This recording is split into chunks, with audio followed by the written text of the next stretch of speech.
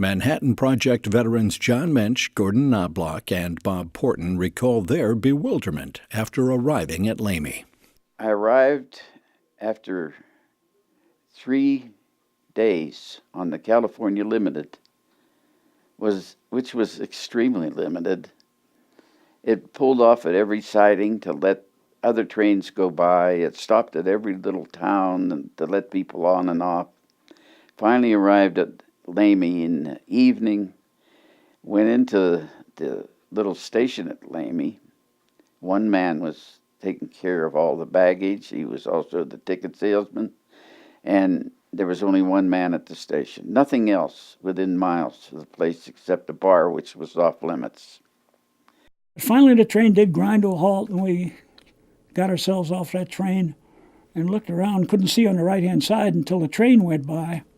And sure enough, there was a station, but it was all locked up because nobody was anticipating a train that day. And the sign didn't say Santa Fe, it said Lamy.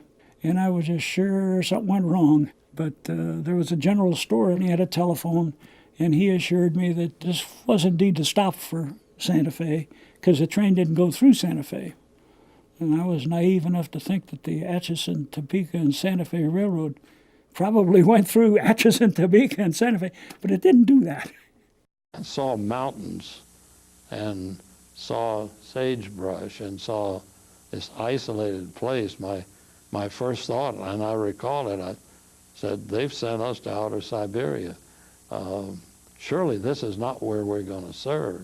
Manhattan Project veteran Rebecca Bradford Diven was wearing her best clothes when she arrived at the desolate station.